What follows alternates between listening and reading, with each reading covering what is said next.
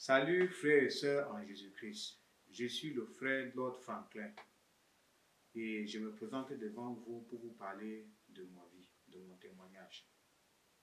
Mon histoire commence il y a de cela 2 ans et demi, en 2017, lorsque j'étais à l'est du pays. Je travaillais là-bas comme un gérant de station-service en charge de la distribution des produits d'hydrocarbures et de gaz. Mon histoire, elle est très particulière, frères et sœurs. Elle est très particulière. Cela a commencé un soir. Lorsque couché dans ma chambre avec ma fiancée, en ce moment, j'étais fiancé, j'ai fait un rêve dans lequel j'étais persécuté. Je luttais et dans la lutte, j'ai reçu de mes assaillants, ils m'ont forcé à manger des choses dont j'ignore. Et le matin, j'ai ressenti comme une boule qui coulait dans ma gorge. Sur le champ, elle m'a demandé de couper le roi des herbes. Ce que j'ai fait, j'ai pris le roi des herbes là, j'ai mâché, j'ai macéré, puis j'ai pris. J'ai laissé aller, j'ai dit bon, ça va.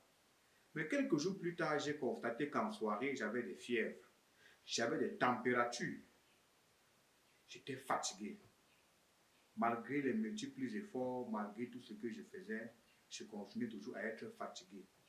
C'est comme ça que je me rends dans le centre de santé à l'est du pays, puisque c'est où j'ai travaillé. De là, on m'a fait une batterie d'examens. On m'a fait comprendre que c'est un simple palu, c'est un petit fluide qu'il fallait prendre les injections, ça et là. Chose que j'ai faite puisque j'avais les moyens de penser. Ils m'ont même conseillé aussi un traitement indigène, chose que j'ai prise. Mais au fur et à mesure que le temps passait, un mois plus tard, j'ai commencé à perdre du poids, puisqu'en ce moment, je pesais 116 kilos. Vous comprenez donc que j'étais assez volumineux, j'étais assez gros. Mais au fur et à mesure que le temps passait, je me rendais compte que je me sentais de plus en plus mal. J'étais fatigué. C'est comme ça que je me déplace de l'est pour le centre. Au fait, le médecin de l'hôpital régional à l'est du pays me demande de monter d'en haut au centre, à l'hôpital central. Quand je vais donc à l'hôpital central, on m'envoie au laboratoire de référence. Je fais des examens approfondis, et en ce moment-là, on décèle toujours un palud sévère et des fièvres typhoïdes. On me prescrit des médicaments et rien ne change. Les voisins me demandent d'aller voir des hommes de Dieu. Ils me disaient que c'était des hommes de Dieu. Quand j'arrivais là-bas, on faisait des prières bizarres, on me demandait d'invoquer des esprits alpha. Mais en ce moment, j'étais dans l'ignorance. Moi, je me disais en face, j'ai en face de moi des prophètes et des gens qui invoquent l'Esprit Saint. Quelques jours plus tard, ça avait l'air d'aller. C'est comme ça que je rentre à l'Est et je me dis, je suis guéri. Mais quelques semaines après, le même phénomène recommence. En entreprise, donc, je demande une permission maladie et je me rends dans le centre. Je viens en famille. Les mamans, les frères du village me disent non, ce genre de maladie, quand on cherche à l'hôpital, on ne voit pas. Vraiment, il faut aller chez les marabouts, il faut aller. Je me rends donc maintenant chez des guérisseurs. Vous savez, dans nos villages, il y a des gens qui traitent à base des produits naturels, à base des écorces, des feuilles, des racines des arbres. Ça, c'est de la médecine traditionnelle. Chez d'aucuns, quand je m'y rendais là-bas, je buvais des décoctions amères, bizarres, tout ça. Mais seulement, ça n'arrangeait rien. Je suis même arrivé à un niveau où on a préparé des cailloux dans des assiettes, mes frères. On a préparé des cailloux dans des assiettes dans un feu dont l'eau n'éteignait pas. On me demandait de proférer des paroles, un tas de choses à l'intérieur. On me demandait dis ceci, dis cela, dis ceci, dis ceci. C'est comme ça que je parlais, mais seulement rien ne marchait. À la fin, j'étais toujours malade. Malade au point où moi qui pesais 116 kilos, je me retrouvais déjà à 85 kilos. Revenant donc à l'hôpital central ici, un matin, quand je suis dans ma chambre à la maison, à 5 heures du matin, c'est là où tout a commencé à basculer. J'étais couché avec ma fiancée en ce moment. Et à 5 heures, aux environs de 5 heures, j'ai ressenti comme un vide d'énergie dans mon corps. J'ai ressenti comme un vide total d'énergie.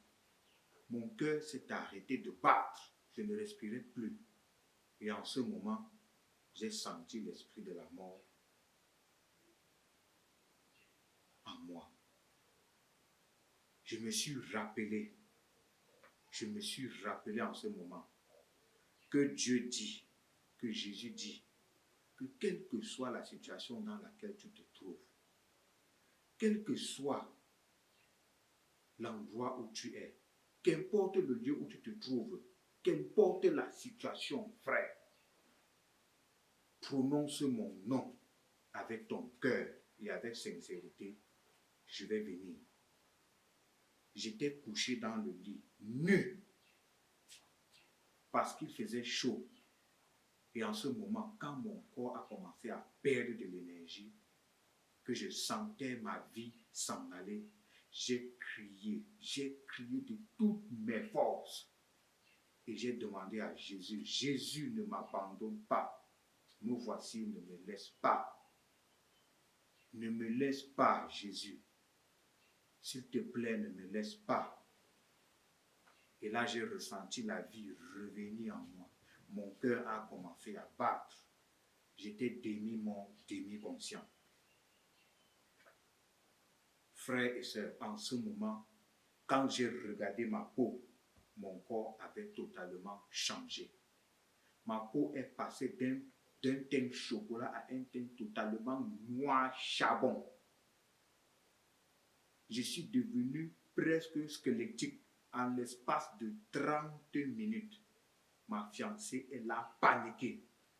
J'ai porté des habits et on a couru rencontrer un homme de Dieu. De là, nous avons prié. Prié. Frères et sœurs, en ce moment, je n'étais pas encore bien ancré dans Jésus-Christ. Mais au fur et à mesure qu'on priait, j'entendais des noms bizarres, des invocations bizarres. Et je me suis dit, l'homme qui cherche la guérison en Jésus-Christ doit chercher la face de Jésus-Christ. Ils m'ont quand même conseillé d'aller dans les hôpitaux. Je suis allé dans les hôpitaux, on a fait des examens approfondis.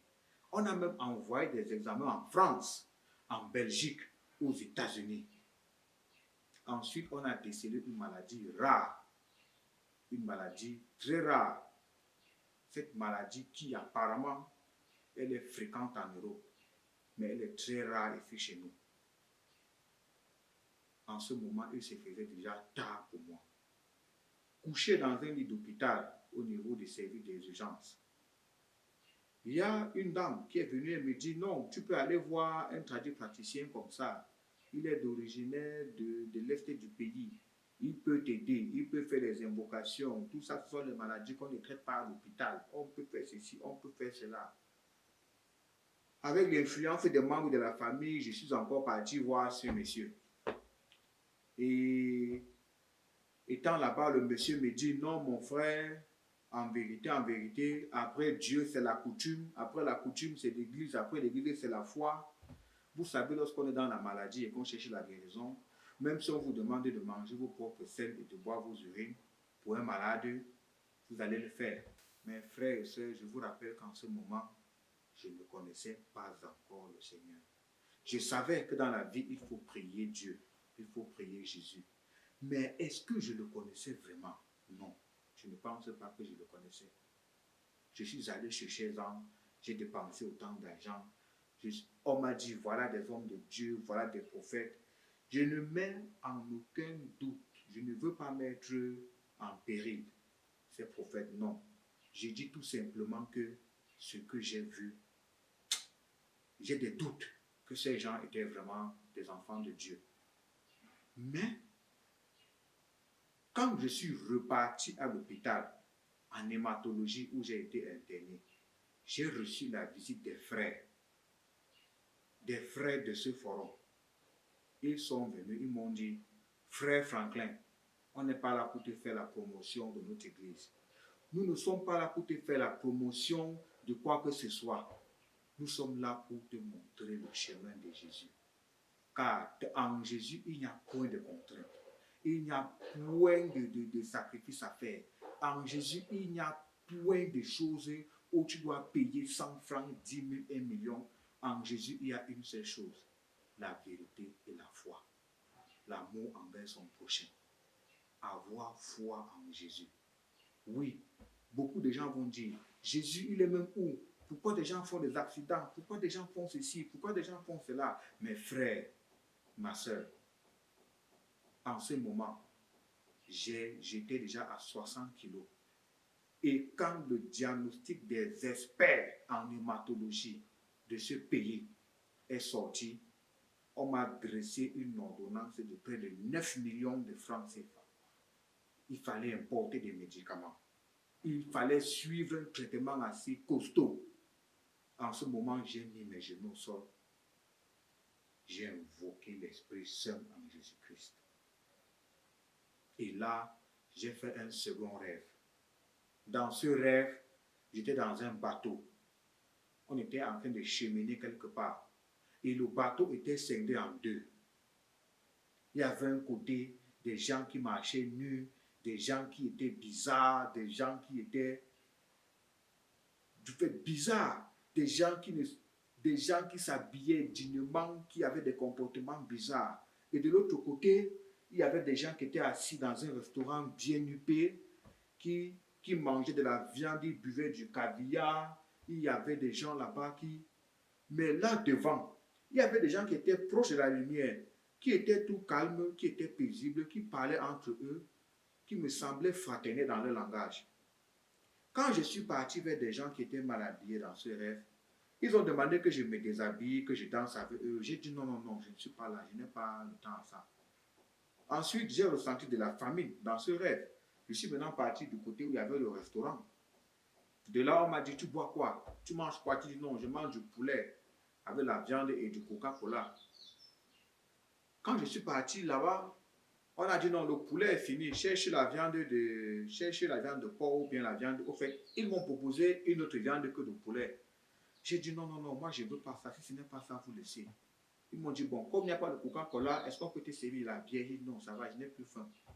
Ensuite, lorsque je suis parti vers les gens qui étaient tous là comme ça assis, ils causaient. L'un d'eux m'a dit, frère, ici nous on n'a ni nourriture, on n'a ni boisson, on n'a pas de coca, on ne va pas te demander de te déshabiller.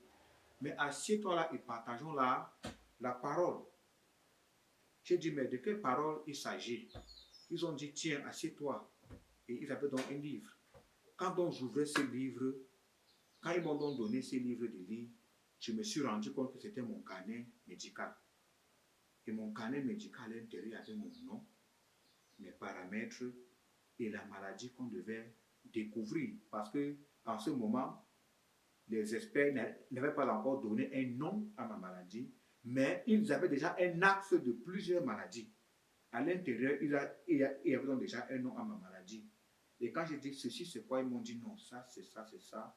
Tu souffres de ceci, tu souffres de cela. Et voilà comment tu peux faire pour te traiter. Avec eux, j'ai donc conversé. Et quand je suis saute de ce rêve, je trouve ma maman. Elle était assise, elle me dit, mais tu parlais avec qui? J'ai dit non, je rêvais. Elle me dit non, tu parlais avec des gens. Est-ce que c'est la folie qui te prend? Je dis non, maman, je rêvais. Elle dit non, tu ne rêvais pas. Je te dis que tu étais là, tu parlais avec des gens. Et tout le monde dans la salle d'hôpital témoignait que je parlais avec des gens. Elle me dit, mais qui va te déshabiller? Tu vas manger qui? Et que la maladie que tu parles là, ça sort d'où? Je dis, ah maman, là, je ne sais pas. 3 jours plus tard à l'hôpital, le chef service d'hématologie vient avec mes résultats sortant de l'étranger.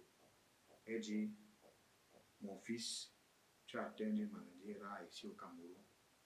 Il s'agit de lymphome de Hodgkin. Et ton traitement va prendre 6 à 8 mois. C'est assez coûteux. C'est vraiment assez coûteux. Et ça a des répercussions sévères. Sache qu'il y aura un psychologue qui va te suivre. J'étais d'accord. Je me suis mise en prière. je recevais dans la visite des frères de ce forum et on s'est mis en prière. J'ai décidé en ce moment de me dépouiller et de suivre le Seigneur Jésus. Et j'ai dit, Jésus, je sais que tu es un Dieu vivant. Je sais que tu as donné ta vie sur la croix pour que je sois sauvé. Enlève-moi ce manteau de péché. Revêt-moi d'un manteau blanc comme la neige. En toi, je veux vivre. Avec toi, je veux marcher. Oui, je reconnais que je sors d'un monde de péché. Dans le péché, j'ai été conçu. Dans le péché, je suis né et dans le péché, j'ai grandi. C'est vrai, Seigneur Jésus, je suis toujours tenté par le péché de la chair. Pardonne-moi tout ce que j'ai fait dans le passé. Parce que dans le passé, j'ai eu à mentir, j'ai eu à forniquer, j'ai eu à voler, j'ai fait tellement de choses que la liste était longue. Seigneur Jésus, je ne t'apprends pas ma vie. Tu la connais mieux que moi. Et je veux que par moi, les gens connaissent, que les gens savent que tu es un Dieu vivant. Même si dans ma maladie, il y a la main d'un homme, moi je pardonne à cette personne. À toi le jugement. Frères et sœurs, tous les amis que j'avais, ils m'ont laissé tomber. La compagnie, ils m'ont laissé tomber, je vous assure. Des gens à qui je donnais souvent de l'argent pour rien, des collègues de service avec qui on se partageait des pots de vin, avec qui on partait en boîte de nuit, tous ces gens, ils m'ont laissé tomber. Mais Jésus a dit, mon fils, je suis là. En ce moment, ça n'allait vraiment pas. Mes frères, je vous assure, le traitement était agressif, chimiquement agressif. J'ai été atteint, j'ai été dévisagé, j'ai été défiguré, j'ai été irradié par les produits chimiques. Même ma fiancée s'est découragée, elle est partie. Après près de 7 ans de relation, elle est partie. Seuls les frères en Christ sont restés en prière et les membres de ma famille. Avec la confiance en Jésus, je vous assure, quand je me suis renseigné sur le protocole de ce traitement, il est écrit dans le protocole de ce traitement que après 1 an, on commence à voir les résultats. Mais chez moi, 2 mois, 60 jours plus tard, j'ai commencé à voir les résultats. Et à l'heure où je vous parle, je suis guéri. Je suis guéri. Et je sais que l'ennemi est là, il veille. Il veille à ce que je faillis. L'ennemi veut que je tombe.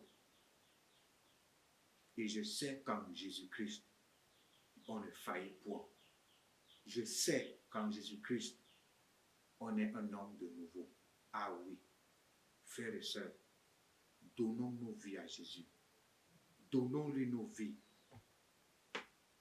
Oui, frère, tu nous as parlé également de cette dame qui t'a posé la question de savoir, lorsque tu as fait la chimio, parce que nous rappelons que tu as fait la chimio, il y a une dame qui t'a posé la question, comment est-ce que tu as fait pour récupérer aussi vite, parce qu'elle était elle-même étonnée.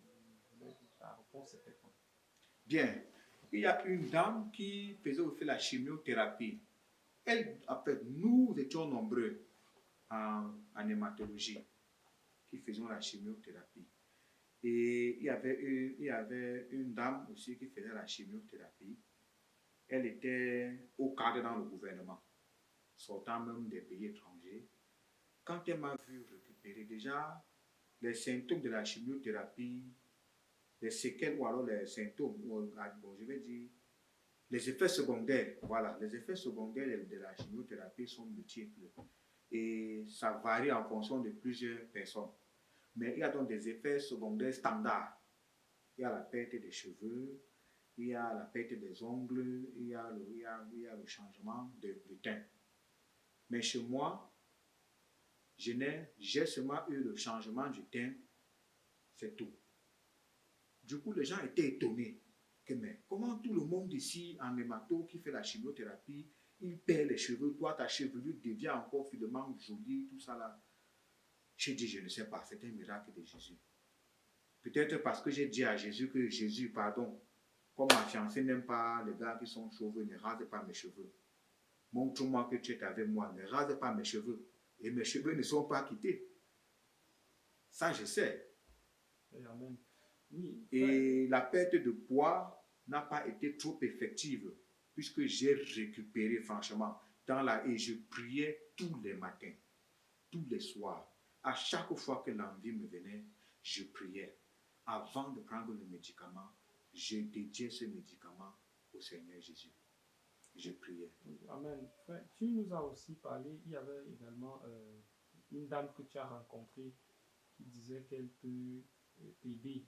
Il fallait arriver chez elle, soit déposer une somme d'argent, tirer un numéro, elle invoque un certain esprit, tout ça. Oui, Est-ce que oui, tu peux nous en oui, dire plus? oui. Avant de commencer la chimiothérapie, lorsque j'étais dans la recherche de la guérison, on m'a conduit chez une dame. On m'a fait comprendre qu'elle était prophète. Et en ce moment-là, je suis allé là-bas et elle a sorti tout un, toute une série numérique. Elle me disait, celui-ci correspond à tel numéro, celui que tu as vu dans le rêve correspond à tel numéro, ceci correspond à tel numéro. Et elle a sorti tout un encodage numérique qui a donné un nombre et un chiffre. Et ce chiffre s'est fait multiplier en argent que j'ai payé. Et en ce moment, j'ai prié. J'ai prié, Seigneur Jésus, si c'est ici que je trouve la guérison, que je trouve la guérison. Cette dame, elle a commencé à prier avec des gestes particuliers. Elle priait, priait, priait. C'est vrai, elle invoquait le nom de Jésus, mais elle priait, priait à la fin. Pas de guérison. Pas de guérison. Elle a dit, ils invoquaient des énergies alpha, l'énergie, un tas de choses, vraiment un tas de choses. Jusque-là, je n'ai pas trouvé la guérison.